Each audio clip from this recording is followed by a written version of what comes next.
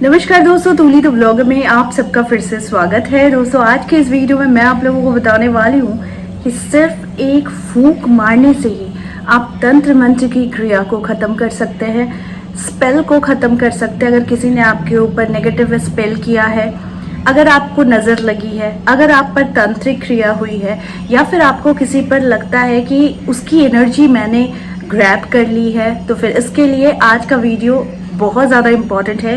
क्योंकि सिर्फ फूंक मारने की विधि मैं बताऊंगी आप लोगों को, जिससे आप ये सारी परेशानियों से दूर हट सकते हैं, खुद को सिक्योर कर सकते हैं। और आपको कभी भी किसी भी तरीके का इस तरीके के सिचुएशंस अगर आते हैं तो आपको डरने की ज़रूरत नहीं है, क्योंकि आज का वीडियो मैं आप लोगों को बताने वाली हूँ कि इससे आप अपने को कैसे सुरक्षित और सिक्योर बना सकते हैं। तो आगे बढ़ने से पहले चैनल को सब्सक्राइब कीजिए, बेल बटन को दबाइए। वीडियोस अच्छी लगती है तो लाइक, शेयर एंड कमेंट करना बिल्कुल भी मत भूलिए। आगे बढ़ते हैं दोस्तों। ऐसी बहुत सारी घटनाएं मेरे पास आती है कि लोग कहते हैं कि मैम सब कुछ सही चल रहा था, सब कुछ ठीक ठाक चल रहा था, लेकिन पता नहीं क्यों अचानक से मुझे किसी एक फंक्शन में गई, या फिर किसी ने मुझे खाने पर बुलाया, या फिर मैं किसी के साथ खाना शेयर किया, या फिर मुझे पता नहीं अननोइंगली किसी तरीके का एक नेगेटिव एहसास हो रहा है। जिस तरह की चीज़ें, बाहर खाना या किसी के घर पे जाकर खाना, या फिर किसी ने आपको खाना दिया, या फिर किसी भी तरीके का उनको आभास होने लगा कि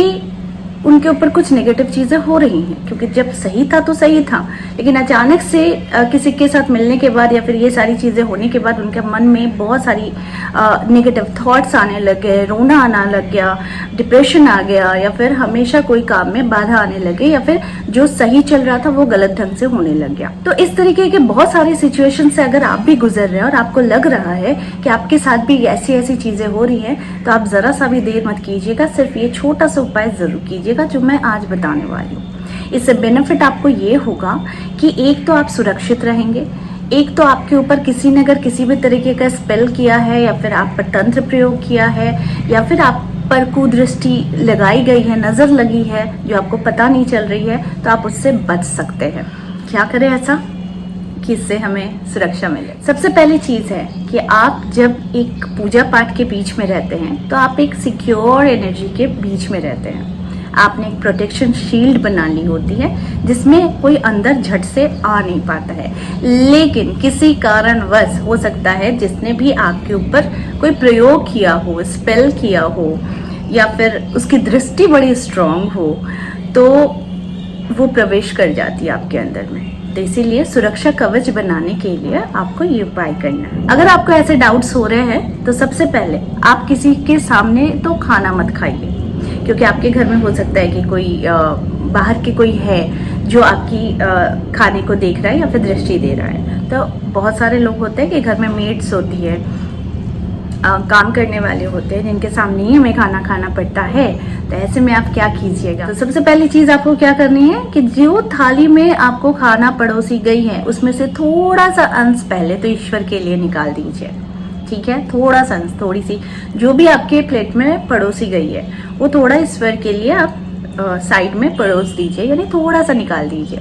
उसके बाद क्या करना है, पहले निवाले को आपको 3 बार सूंघना है। सूंघने के बाद उसे भी आपको बाहर निकाल देना है। तीसरी चीज़ आपको क्या करनी है, आपको ईश्वर से प्रेयर करना है।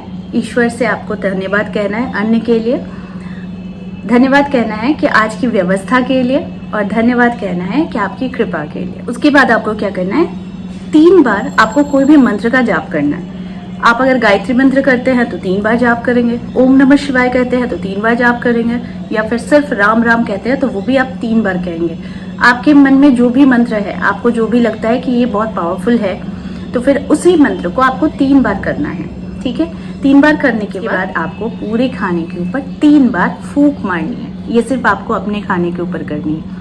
माँ अपने बच्चों के लिए कर सकती है, आप किसी और के लिए भी कर सकते हैं, लेकिन अगर आपको अपने ऊपर लगता है कि किसी ने कुछ किया है तो फिर ये क्रिया आप अपने खाने के ऊपर कर सकती हैं। 3 बार आप फूंक लगाएंगे। फूंक मारने के बाद आपको जो करना है कि उसके बाद ही आपको उस अन्न को ग्रहण करना है।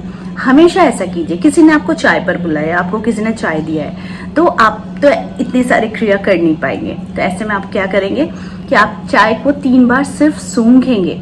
सिर्फ सूंघेंगे और उसके बाद आप इस चाय को पी सकते हैं। इससे क्या होता है कि वो पहले ही नष्ट हो जाता है जब आप इसे 3 बार सूंघते हैं। देखिए, ऐसा कहा जाता है कि सूंघने का अर्थ होता है कि ये भूत प्रेतों को ये सबसे पहले चला जाता है, उसके बाद ही आप इसे ग्रहण करते हैं। तो यानी कि जो तंत्र क्रिया होती है, जो चीज़ें होती है, वो सारी चीज़ें ट्रांसफ़र हो जाती है। ठीक है, अब ये सुनने में तो मजाक लगता है, लेकिन जब आप भुगतते हैं तो फिर आपको रोना आता है और फिर आप ये सारे उपाय करते हैं। तो इसीलिए ये छोटे छोटे जो उपाय बता रही हूँ, ये उपाय बहुत कारगर है और इससे हम डेली लाइफ में हम देखते हैं। तो ऐसा हम अक्सर डेली लाइफ में हम डील कर रहे होते हैं, क्योंकि जब देखते हैं कि कोई इंसान बड़ी लालच भरी दृष्टि से आपके खाने को देखता है या फिर आपने कुछ लिया है, उस चीज़ को बड़ी लालच भरी दृष्टि से उसे तारीफ कर रहा होता है, तो ऐसे में क्या होता है कि इसका नज़र लगने की संभावनाएं बढ़ जाती हैं और ये आप पर उल्टा इफेक्ट डाल सकता है। तो ज़रूरत क्या है इन सारी चीज़ों में पढ़ने की? खुद को सिक्योर रखिए और खुद को हर नेगेटिव एनर्जी से आप प्रोटेक्टेड रखिए, तो फिर आप पर इन सारी चीज़ों का असर होगा नहीं। तो आई होप ये शायद आप लोगों को पता ही होगा, लेकिन रिमाइंडर देना मेरा काम है और छोटे छोटे उपाय जिन लोगों को मालूम ही नहीं है कि ऐसा करना भी चाहिए, तो ये वीडियो उन लोगों के लिए बहुत खास है। तो आई होप आज का वीडियो आप लोगों को अच्छा लगा होगा। इस तरह के वीडियोज़ मैं आप लोगों तक लाते रहूँगी। आज के लिए बस इतना ही, फिर मिलेंगे एक नए टॉपिक के साथ। तब तक के लिए आप सबको मेरा प्यार भरा नमस्कार।